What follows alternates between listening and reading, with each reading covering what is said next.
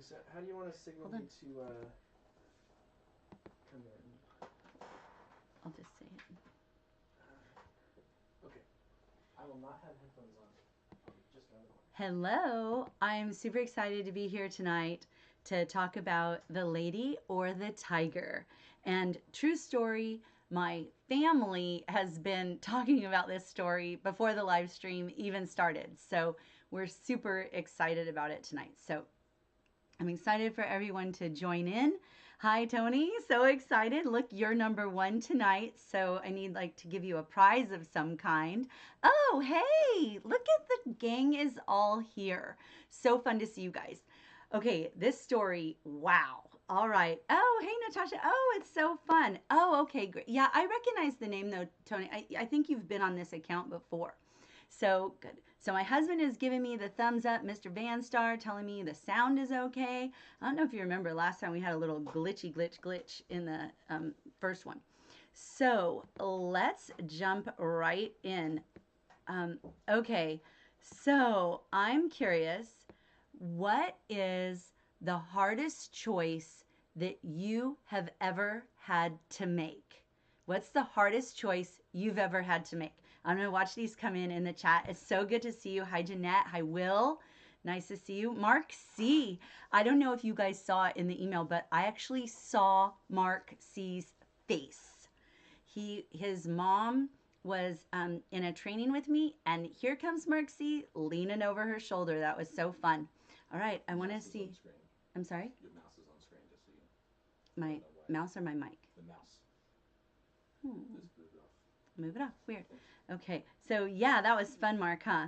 All right, I want to know, what's the hardest choice you've ever had to make? I'm trying to think of the hardest choice I ever had to make, and it's really hard because once you get to be my age, you've had to make a ton of hard choices. So, but I'm curious about what yours has been so far, because this is a story all about that. So there we go. Oh, Drake Moore. Okay, nice. Go to BattleBots with your team, or risk getting Corona and skipping school. Ooh, that's interesting, because maybe the virus that must not be named is creating more hard choices for us. Hey, Deb Coatney, welcome. I was a little worried you weren't going to be able to make it because I know evenings are tight for you. So super glad to see you. And Cookie is here. Keeper of the hashtags. So good. Oh, Mark had to decide with parents to skip a grade. Okay. That is a tough one. So I'm sure I'll be seeing some more of these choices coming in. All right, you guys, for those of you who read the story, 1 to 5, 1 being this is my least favorite story we have ever read, and a 5 being I wanted to read again right now. So what did you think? A 1, 2, 3, 4, or 5? And Mr. Vanstar is signaling me. What do you need? Camera's bouncy.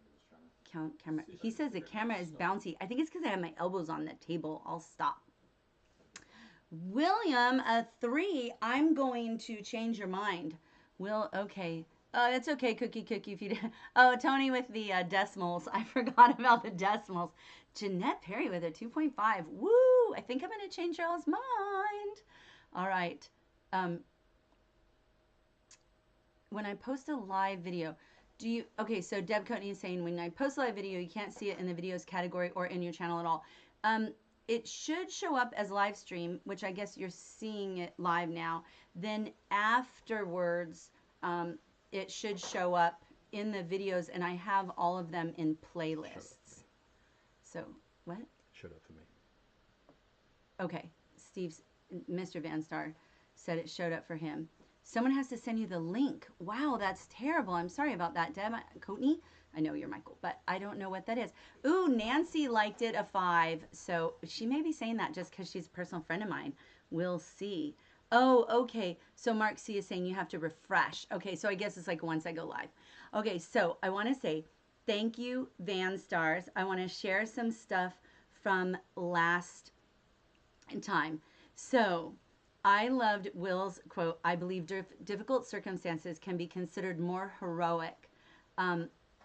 However, a hero should not make the situation more difficult in order to seem more heroic. And I just thought that was such an interesting idea, because I think people do sometimes do that.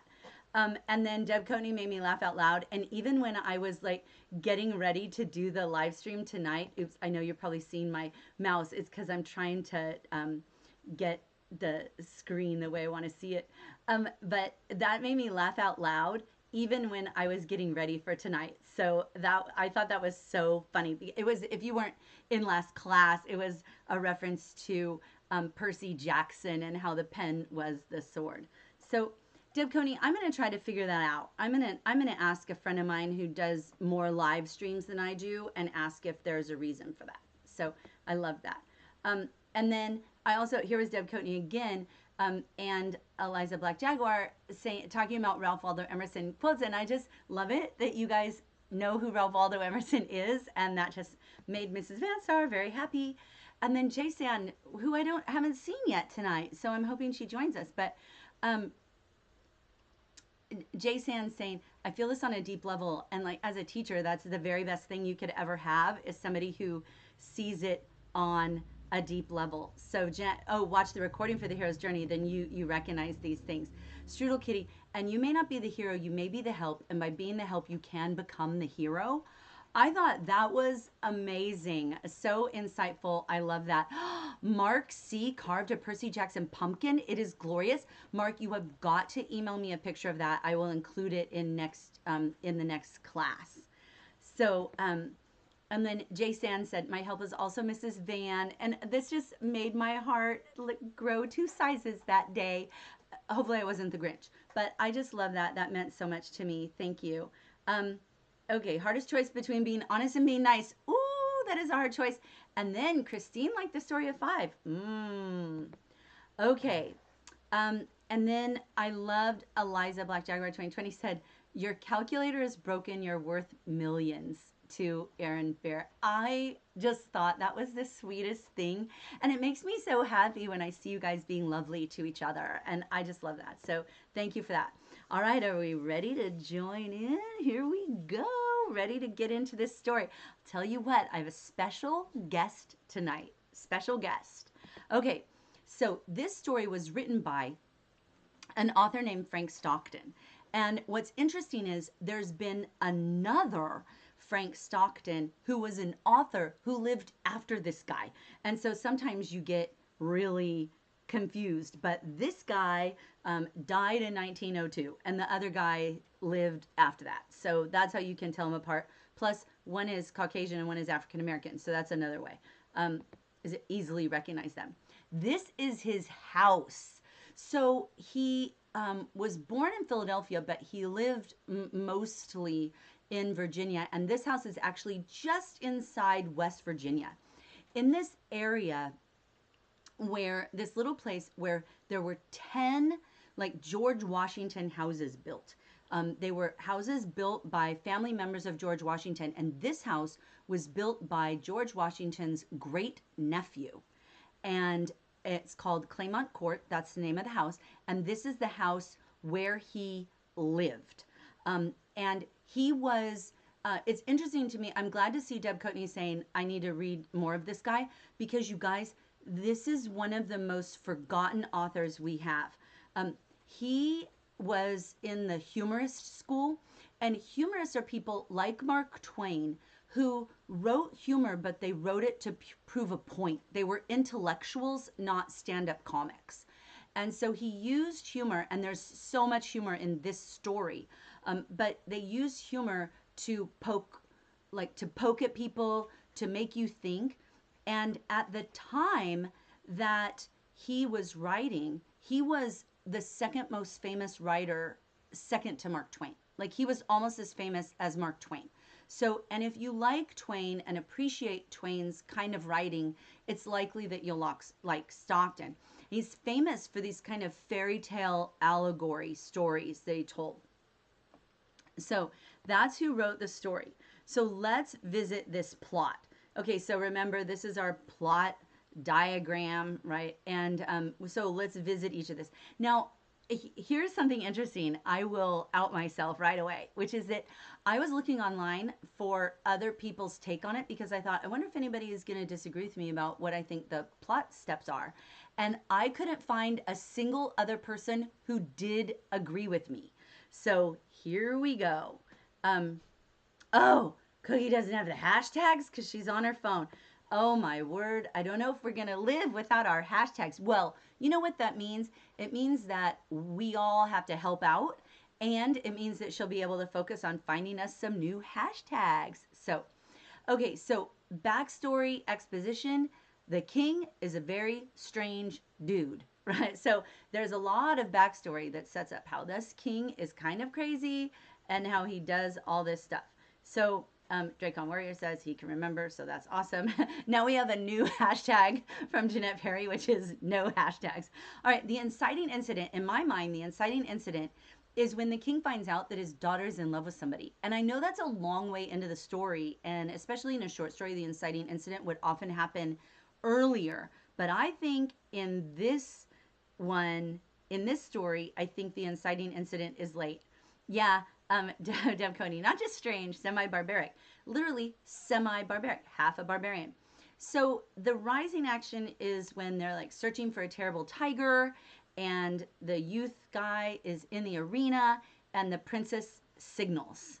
I think that's the rising action. And there's a lot of suspense building there, you know, a lot of suspense building. So Mark sees like half a barbarian. Like, I know there's so much here. So I think this is the rising action. And I think that there's an interesting way where there's not a ton of plot, and yet Stockton builds so much suspense. I mean, I thought there was so much suspense built.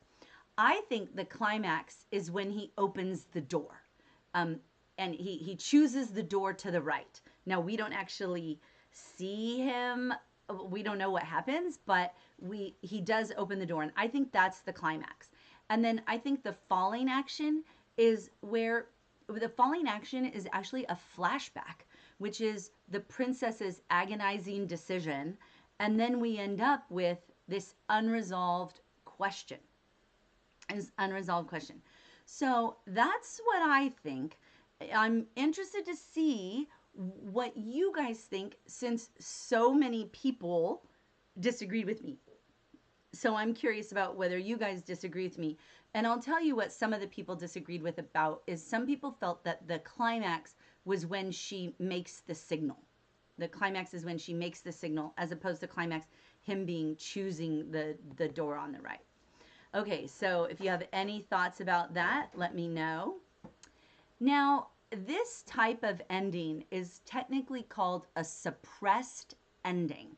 That's what we call it in literature, when the writer does not really give the ending away. And I see that Will Whitrap actually likes this kind. Jeanette Perry says, Mom says it like keep you hanging. And I'm curious about whether you think it's fair for an author to do that. Like, if I read a story, do you owe me an ending? If you're the author, do you owe me a clear ending? So I'm curious about that. And I'm also curious if you can think of any other stories you've read that end ambiguously. Like, can you think of any other stories that do that? So let me see this. Deb Coney says, I think the climax was the last sentence. Okay. So you're saying, okay. So maybe there's a different climax. If I'm going to agree with Deb Coatney that the climax is actually the very last sentence, then I have to say that maybe there are two parallel plot lines, one for the reader and one for the characters. So I think that's an interesting take. There's no such thing as right or wrong, Deb Coatney. I think it's a really interesting idea. So Natasha does not like these endings. Okay, Will has to bring in decimals even with the barbarianism. So he's 78.3% barbaric. So Deb Coatney likes this kind of ending.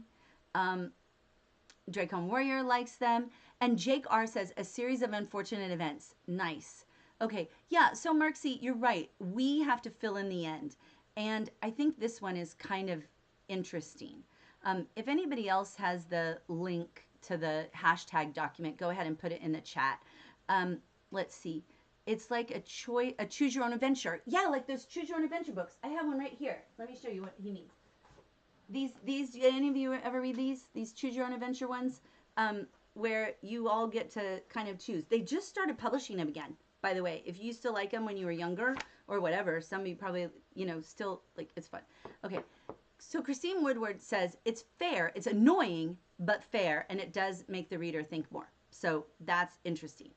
Okay, well, I want to look at theme in this one because while I think there is a ton to look at with regard to this story, I think that the most important thing that I could share with you is the theme. So I want to revisit. Now, if you did the whole short story class before, you saw us talk about theme before. But I want to revisit the idea of theme just in case. So Deb Coatney used to really like Choose Your Own Adventure. They're super short. My husband was telling me about these stories that were just like a page and a half that were little detective stories, and they sounded kind of cool. Okay, so the theme in a story is the central message, the big idea, right? What's the big idea of the story? After reading the whole thing, what can we take away with us? The theme is usually unstated. It's very rare that an author will come out and say, by the way, here's the theme in case you were wondering what it was, right? And then it is usually a broad statement about life. It's kind of a universal truth. The theme isn't typically going to be something like orange juice with breakfast is delicious. It's going to be something like love conquers all or something like that, right? This big idea. Ooh, thanks for the recommendation there, Deb Coatney. So that's what a theme is. So there are a number of themes in The Lady or the Tiger, and I pulled out just 4 of them. I think we could probably brainstorm some more, and if any of you have any other thoughts about what themes you saw in it, please feel free to share them in the chat. Yeah, have a theme, any theme, exactly. So one of the themes I think is fate versus choice, or at least the illusion of choice. I think another theme is the difference between barbarism and progressivism, and what do we mean by that? And can you be barbaric and think you're progressive, and vice versa? I think there's a trust versus betrayal possibility going on here. And I think that love versus possession is another one. Parallels to ancient Rome. No, that's not really a theme, but I think you could take that and make a theme out of it by saying, like, even though civilizations may evolve, the human nature doesn't really change. And so it may look like progress, but it's not really progress. Mark C, justice or a lack of justice. Nice. That's good. Jealousy over love. Okay, yeah, we're gonna see that, aren't we? Yeah, good call, Tony. So nice. Okay. And the winner is the one that I decided to focus on. It's not that any of these are right or wrong, but I would decide I was gonna focus on one, and the one that I'm gonna focus on now is choice. We're going to look at this story through the lens of choice. So be prepared to make opinion statements about choices that are made by people in the story. So I'm looking, it says, somebody told me they think I have link sharing turned off, but maybe if Mr. Vanstar has a chance, he can go find that link. It's in my Google Drive, in the G Suite Google Drive. And maybe he can put that in because he's a moderator, so he might have a little bit more control. Thanks for the heads up on that. Oh, I'm glad you like the GIF Mark C. I think this is off by default. Oh, it's off by default? Okay, I don't actually know how to do it. Okay, so choice. All right, I want to share with you some different kinds of choices because choice is not all created the same. So one kind of choice is called a Hobson's choice. This is named after a guy in England who owned a stable of horses, and he rented them out. And when you would go to rent a horse from him, he would say, you can have anyone you want as long as it's the one closest to the door. So it's like the illusion of choice. No, Deb Coatney, not all stories are through a lens of justice. We've only done a couple through that. I like to change the lens, right? So there you go. The Hobson choice then is where you have an illusion of choice. Like it looks like you have a choice, but you don't really have a choice. It's kind of like when you're a little kid and your mom's like, do you want to go to bed now or do you want to go to bed in 5 minutes? Well, it's not really a choice, right? That's a Hobson's choice. Morton's fork is an interesting one. So Morton's fork is named after the Archbishop of Canterbury in the late 15th century. And he was collecting taxes and his attitude was, everybody could afford to pay taxes, because if you were really poor, you would be frugal, and so you'd have money to pay taxes. And if you were really rich, obviously you could afford to pay taxes. So Morton's fork is really a logical fallacy, which says that like you're going to end up the same way, even though you have opposite ideas, right? Opposite things are going on, but the result is the same. That's a Morton's fork fallacy. Then win-win or win-lose is where you have a choice where both people win or both parties win, or you can have a choice where one person wins and one person loses. Now, if you take a win-lose choice to the extreme, you get what we call a zero-sum game, where only one can win and everybody else has to lose, right? Yeah, Jagar, either choice leads to the same result. That's Morton's fork. No, choice type number 4 is a dilemma. Now, dilemma has changed a little bit over time. Dilemma originally meant a choice between two bad choices, where either choice is not great. A rock and a hard place. That's a dilemma, a choice between a rock and a hard place. A dilemma has now, sometimes people will use it when it's like a choice between two good choices, but really we're looking at a choice between two bad choices.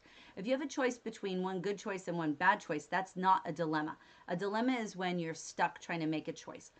Sophie's choice is a reference to a novel where the protagonist, the main character, was a woman who had to choose which of her daughters was going to survive the Holocaust. And so a Sophie's choice is a moral dilemma. So it's like, it's a choice where that you're going to make, and there's some crucial moral issue to it. And I think you can make the argument that we see almost all of these types of choice in this story. And I see Tony Archer's comment about that the barbarian king had a big choice, right? So he could totally have done something different, and we're going to look at that. So I just wanted you to see that there's lots of different kinds of choices. So I love this line from the story. There lived a semi-barbaric king. It felt to me like semi-barbaric felt like kind of pregnant. Like, how can you be semi-barbaric? So semi is half. So how can you be half barbaric? It seems something like you're either barbaric or you're not. So let's look at what barbaric means, the etymology of it. It means foreign or of another culture. And then later on, it took the connotation of like pertaining to savages. So it originally just meant like not Greek or not Roman, like you just were the other. And it took on a far more negative connotation later. So now if something is barbaric, it's like it's brutal, it's savage, it's uncivilized. And that isn't what it originally meant. So what's interesting is in this story, it references his neighbors, the Romans, right? It references his Latin neighbors. So we know they're talking about Rome. And so if that's the case, then are we to read barbaric here as rude and uncivilized, or are we supposed to read it as just not Roman? Now, Deb Coatney brings up an important point, like how the Romans, threw people in the arena and killed Christians and sacrificed animals for entertainment. Yeah. So Jake is like, have y'all read Lord of the Flies, right? So, and I think the interesting point there, we should do a novel study of Lord of the Flies. That would be so awesome. That you can turn barbaric. You can look civilized and then turn barbaric. So this is just an interesting question here. So I want to know, what do you think? In what ways is it possible to be semi-barbaric? And can you make the argument that everyone is semi-barbaric? I cannot wait to see that. Jeanette's like, I'm going to vote no on Lord of the Flies. All right, so in what way is it possible to be semi-barbaric? Can you argue that everyone is semi-barbaric? Loving it. Okay, so next I want to take a look at the first paragraph. And the first paragraph of the story, now I have to be clear about something. There are a couple of different versions of this story, and one is more complexly written than the other. The one that I shared with you is the just slightly more simple version of it, and I'm going to share some of the trickier version later. But the reason I did that is because some of the students in the class are, as is in like 4th grade. And so I wanted to make sure that they could all approach the writing, because the writing is fairly sophisticated in the original version. So it looks like yes, okay, I think we do need to do a another novel study. So there we go. Okay, I think it's possible to be semi-barbaric. This is what Tony Archer says.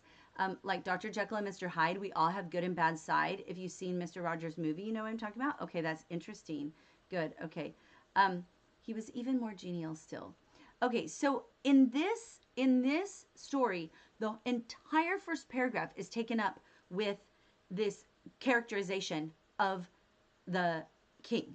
And I'm curious about whether you think that's a good idea or not. Like, is it a good idea for an author to start with an entire paragraph just telling us about the person? Like, there's no plot. We don't know anything that's going on. All we do is form an opinion about the character. I'm curious about what you think about that as a plot mechanism. And then I want you to look carefully at this paragraph about him and say, do you like this guy? Just from this paragraph, do you like this guy? Curious about what you think. He seems not barbaric on the outside, but he is barbaric on the inside. Like, the people around him don't think he's barbaric, but he is. Oh, that's an interesting take, Christine, that the people around him don't think he's barbaric. So if everybody around you doesn't think you're barbaric, can you be barbaric? Kind of interesting there. Okay, Will says it makes the beginning less intriguing. That's interesting because the author's going to build a ton of suspense later. Deb Coney says, personally, I like long descriptions, but it may or not be ideal. Yeah, so sometimes it works, sometimes it doesn't. Okay. And do you like him? Okay, this line, seriously, among the modern notions the semi-barbaric king had, that just seemed like this is Stockton, right? This is humorist, where it's ridiculous, right? Like, the modern notions of a semi-barbarian, like that, it's contradiction in terms. It's an oxymoron. So it's kind of interesting. Ooh, Mark C with the interesting question. Was the narrator reliable? That's an interesting question. So, yeah, William says, he's kind of a bully. It's weird, isn't it? Okay, I'm going to interrupt regularly scheduled programming to share with you a grammar moment of beautiful syntax. Oh, you guys, I just love this line. Okay, here's the line. This vast amphitheater, with its encircling galleries, its mysterious vaults, and its unseen passages, was an agent of poetic justice in which crime was punished or virtue rewarded by the decrees of an impartial and incorruptible chance. That's one sentence. That is one sentence. So let's look at it. First of all, prepositional phrase for the win. With its encircling galleries, its mysterious vaults, and its unseen passages. That is all one single prepositional phrase with 3 different noun phrases in it. So just so glorious. Next, was an agent of poetic justice. Okay, so what that is that there's that verb was. That's our verb. This is just a linking verb. This is what's interesting. Whenever I hear other English teachers say, oh, never use is or are, those are weak verbs. I'm like, look at this sentence. Can you possibly say that it's weak in any way? So this is just this beautiful subject complement because we have a linking verb. And so now we have this amphitheater is an agent of poetic justice, in which, now we go on, are cool indirect objects now being introduced by a relative pronoun, which, okay, crime was punished or virtue rewarded. Those are my indirect objects. And then I end with this cool prepositional phrase that's different from the other prepositional phrases. So this is just loaded. This is beautiful. And so we're going to try it. We are going to have a prepositional phrase celebration. All right, so here we go. Okay, so we're going to fill in these blanks. Near the blank, atop the blank, beside the blank, and then you're going to put in a verb, and then an adjective, 2 adjectives, and then a noun. So I'm going to give you an example. Near the village, atop the cliff, beside the sea, lurks a malevolent mercurial dragon. All right, so I want to see your, oh, Tony Archer said, my English teacher will mark any sentence with I think in it as wrong. Yeah, you know why? It's because we already know that's what you think because you're writing the essay. So you can leave I think out because we know that. Yeah, you didn't get the full version. Well, you got the full version. You just didn't get the sophisticated version. So I'll put it on the page. Yeah. Yeah, I did that. Yeah. Okay. So here we go. I get caught up in the chat. Okay. So here's my example. Near the village, atop the cliff, beside the sea, lurks a malevolent mercurial dragon. I want to see what you guys can fill in the blanks, right? Noun, um, noun, and then a verb, two adjectives, and a noun. Let me see that. Not being able to use you or your in essays, I think is silly. Okay, so let me see. I want to see it. William wants the big brain version. What I will do is, if you didn't see already, there's an English class page now on the Gifted Guru website, and I will in the short story section, when I put the information about this class, I will link to the more sophisticated version. But if you just Google it, it will come up. Okay. Ooh, here they go. Near the hills, atop the mountain, beside the cliff, leaps the daring, foolish skydiver. Ooh, nice, Deb Coatney. Mark C. Near the market, atop a castle, beside the potato, lays an ancient weathered flag. Yeah, it's going to lie.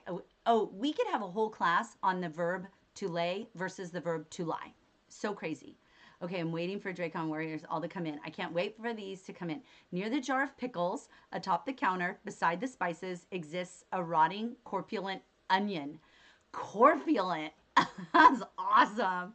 Okay, near the sea, atop the, and Dracon Warriors just got cut off. So, okay, I'm going to keep watching for these. I love these. Okay, so now, nice job, peeps. I love to see these. I love to see the English student fail. Oh, usually it's the English teacher fail, isn't it? Okay, so here's our choice. The tiger or the lady, right? This or this. This is the big choice. Oh, Deb Coatney. Near the cream peas, atop the mashed potatoes, beside the turkey, lay the creamy hot gravy. Oh, that's very nice. That's a Thanksgiving, and we're coming up on Thanksgiving as we're recording this. All right, so a choice. Tiger or lady? What kind of choice do you think this is? Like, is this a dilemma? Bye, Natasha. See you later. Thanks for coming. Watch the rest later. So, what kind of choice do you think this is? Is this a Sophie's choice? Is it a zero-sum game? Is it a Hobson's choice? What kind of choice do you think this is? Iridescent moose, William, for the win. Very nice. Glowing purple rabbit. Wow, I love that. Iridescent moose. All right. This was a king's semi-barbaric method of administering justice. Its perfect fairness is obvious. This is again tongue-in-cheek, right? The criminal could not know out of which door would come the lady. He could choose either door without having the slightest idea whether in the next instant he was to be devoured or married. The people thought the king's law was a good one. I mean, it's so crazy, right? And they gathered on great trial days, and they never knew whether they were going to witness a bloody slaughter or a joyous wedding. I just feel like this part just made me think of Hunger Games. Or the lottery, right? It made me think of the lottery. I had suggested that before this story, people read the gift of the Magi, but it's because I actually kind of switched the story. So some of you may be confused about that, but it is kind of interesting to compare it with Gift of the Magi, because if you read Gift of the Magi or watched the class on that, we know that there's that big irony at the end, and they don't know what's going on. And in this story, the people who are in love also don't 100% know what's going on, right? Okay, yeah. So this is an interesting choice. Oh, here's another one. Near the prey, atop the castle, near the sword, lurks the monstrous, malevolent spider. Very nice. Okay, bloody slaughter or joyous wedding, and I'm curious about, like, joyous for whom, right? Because the person getting married doesn't even know the person. All right, so, and then here comes a plot twist.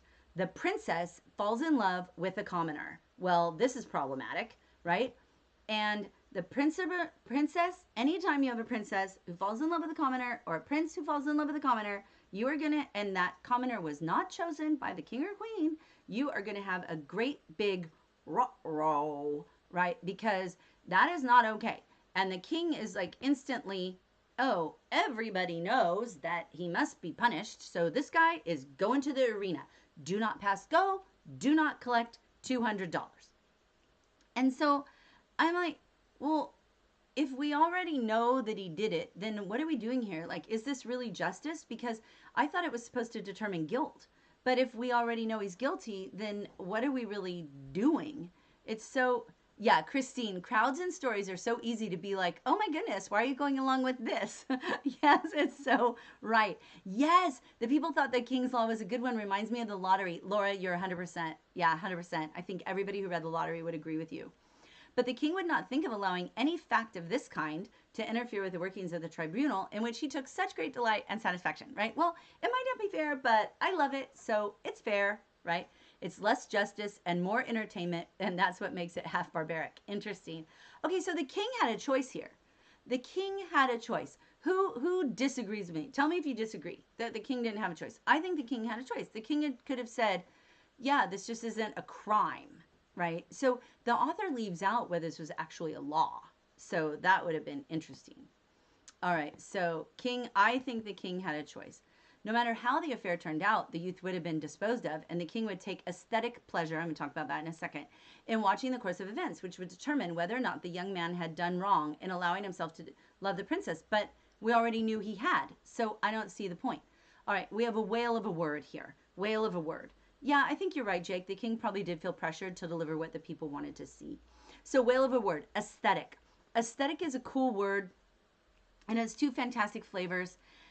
As an adjective, aesthetic means like associated with beauty or appreciative of beauty. So he liked the aesthetic of the couch or the painting, right? It felt beautiful to him.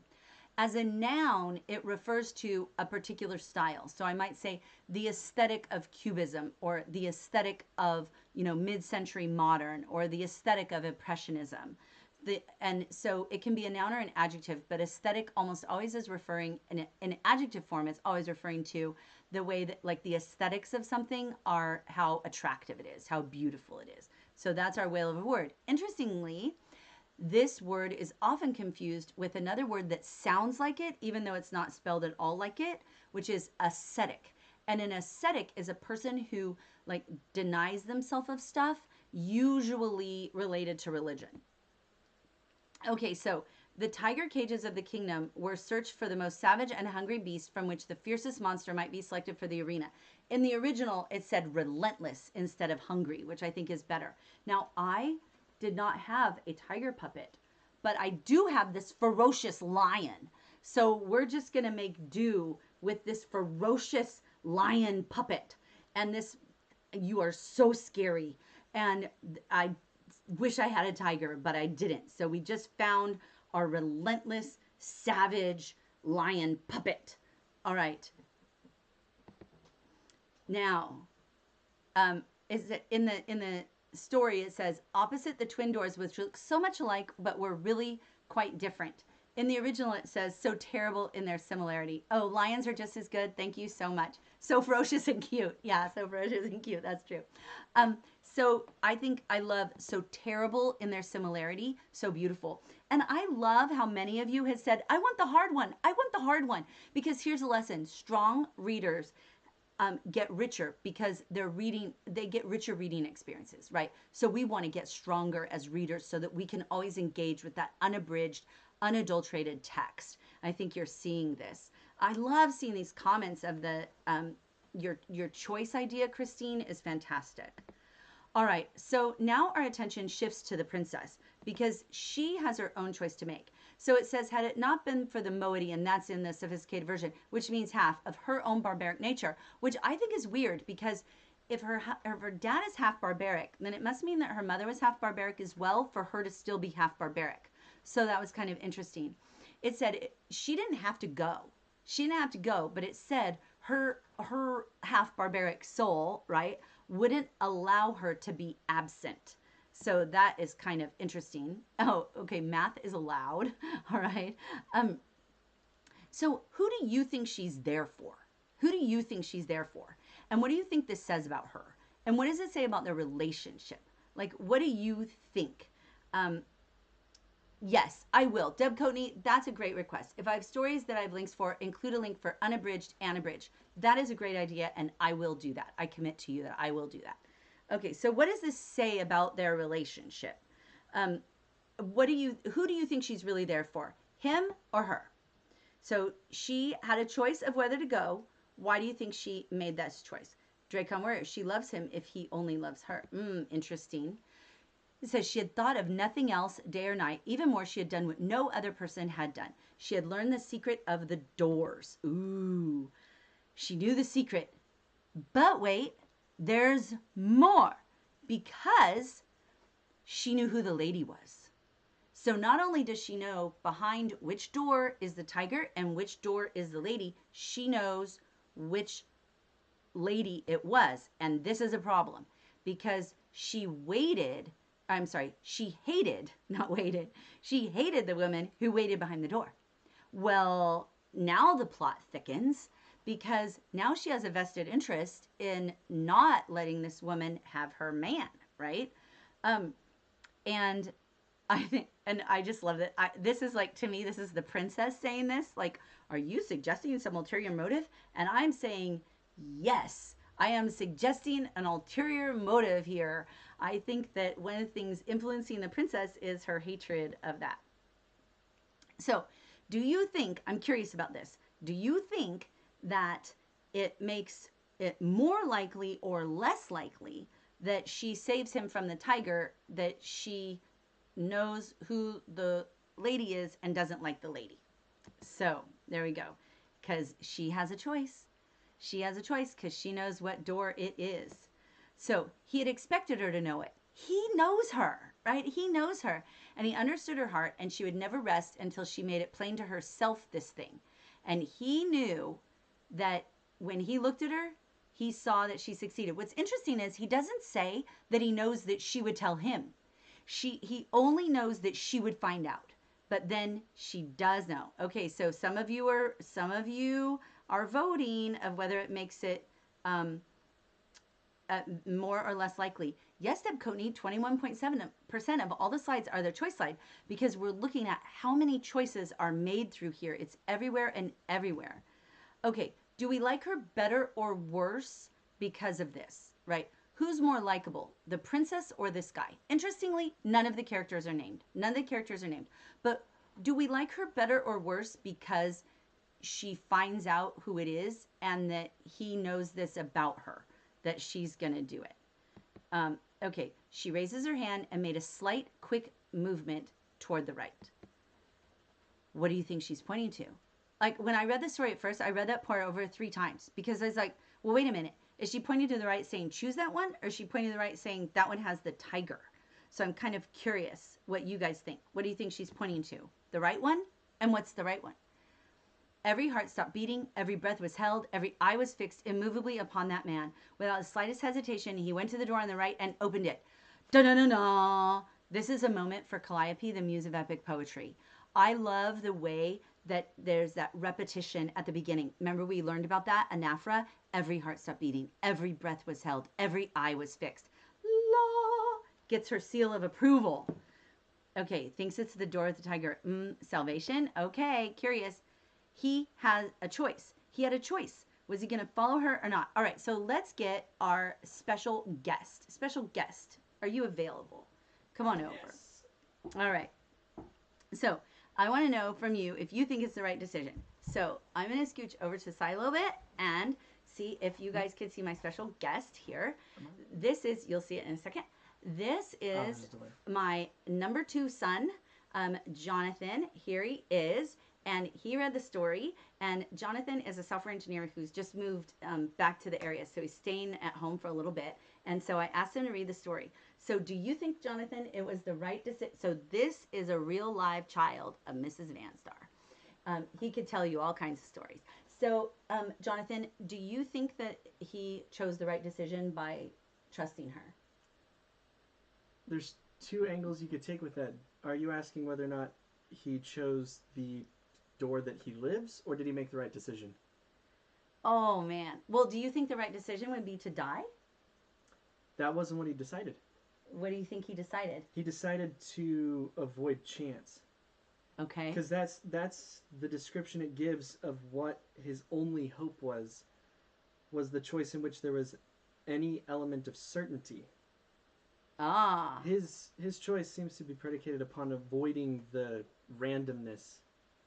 Okay. It doesn't actually say anything about him hoping that he lives. It just says he hopes that there's certainty. Do you think he trusts her?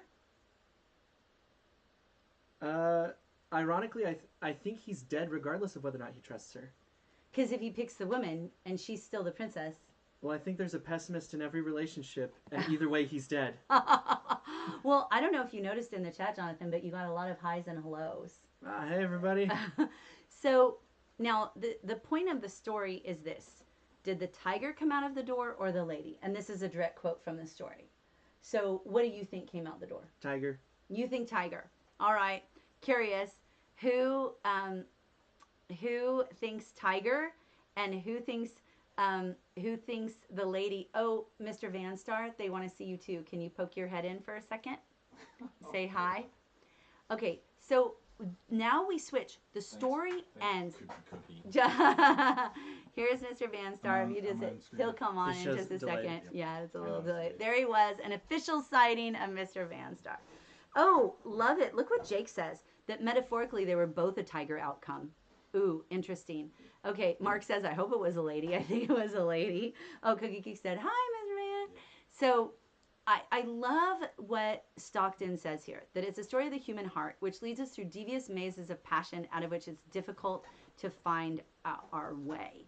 And I think this is really interesting because what the author does here is switches out of the plot and into us as readers going into it. And this is what Stockton asks us to do, to think of it for a reader, not as a decision of the question dependent upon yourself, but upon that hot-blooded, semi-barbaric princess, her soul at a white heat beneath the combined fires of despair and jealousy. So that could be another theme, despair versus jealousy. Ooh. Okay. Jonathan, do you think she was pointing to the tiger or the lady? Oh, I think she was pointing to the tiger. Okay. Well, you said he chose the tiger. You think he chose... Because there's because the breakdown of what is being judged here, because the tribunal is still going, and the king's question is whether or not it was wrong. Okay. And well, nobody would know. Nobody would know because nobody saw her move her finger except him. They said that in the story. Nobody knows that she knows. So if the tiger comes out and kills him, nobody will know she did it. Well, she gets worse and worse. He knew she was going to point to the tiger, so he went to the other door. No, he went to the door she pointed to. He went with no hesitation whatsoever to the door that was pointed out to him. Yes. By her. By her. All that's stated is that he knew she knew which one was which. It doesn't say he knows that she picked one over the other. I know, it's so crazy. All that's certain is that she is certain. This was such an interesting line. She had lost him, but who should have him? And I just thought, oh, wow, you just going to let him die because you can't have him? And said she thinks of him with the tiger and she thinks of him with the lady. And then look at this. Would it not be better for him to die at once and go to wait for her in the beautiful lands of semi-barbaric future? It'll be better for him to just wait for me in heaven. And yet, that awful tiger, those shrieks, that blood. But when I read this, I thought, when she's thinking about, oh, but it would be terrible if the vicious lion tiger came and ate him, she's not even thinking about him. Look who she's thinking about. The awful tiger, the shrieks, the blood, she's still thinking about herself. She's not deciding this based on him at all. This is my argument, that she is deciding it based on what's less bad for her. Would I rather watch him marry somebody else or would I rather watch him eaten by a tiger? Do you agree? I'm going with Jake.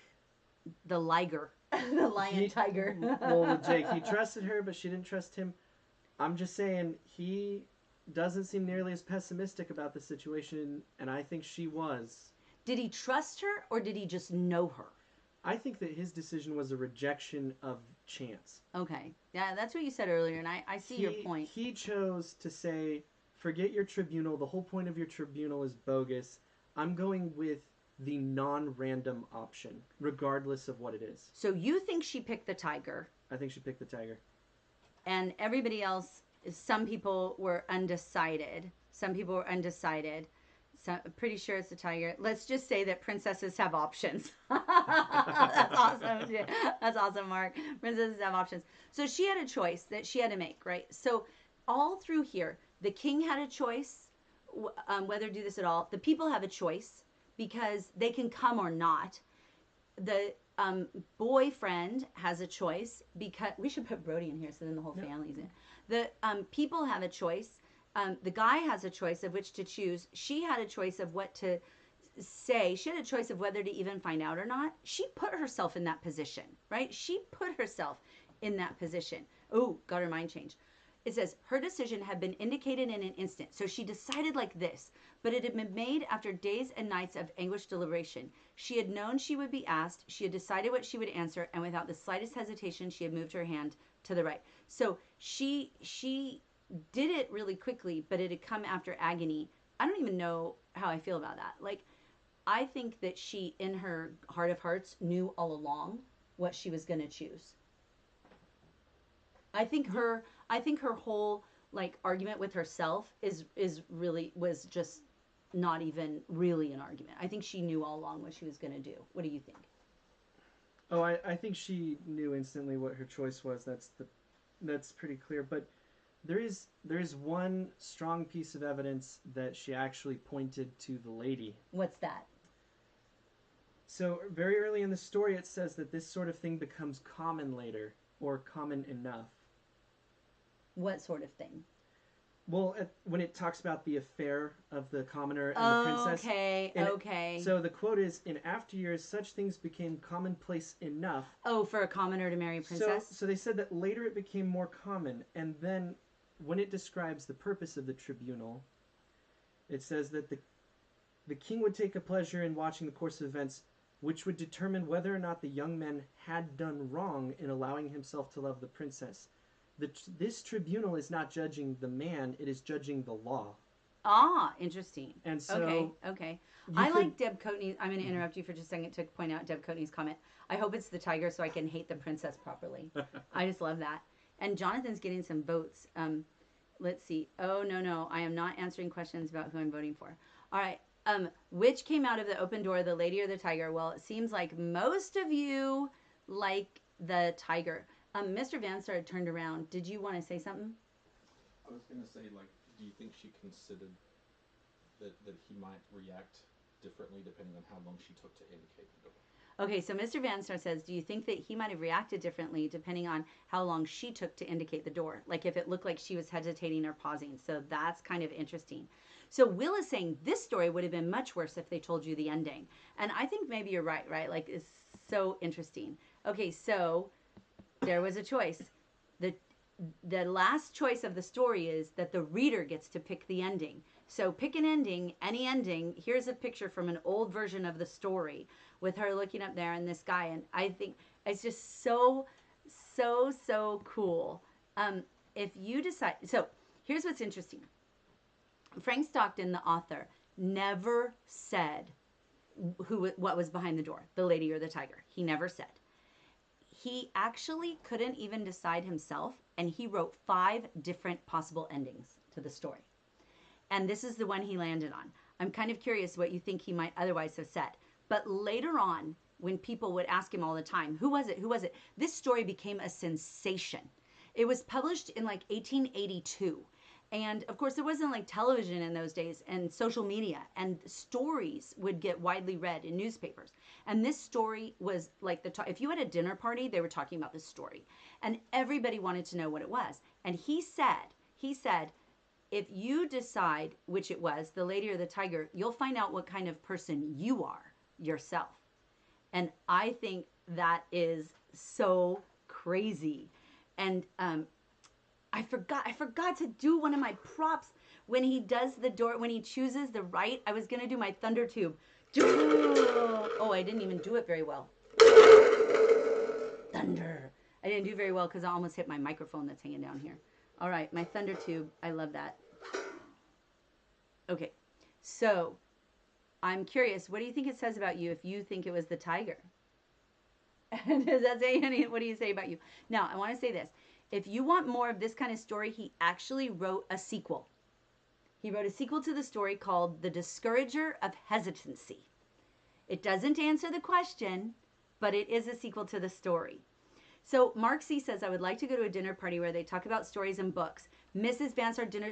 You know what, you guys? Seriously, I'm not even kidding. I was thinking the other day when I was reading the story, I was thinking, I just wish that we could like have a camp, like a summer camp where all the Vanstars could come and we could just talk about books for a week out in some fun place.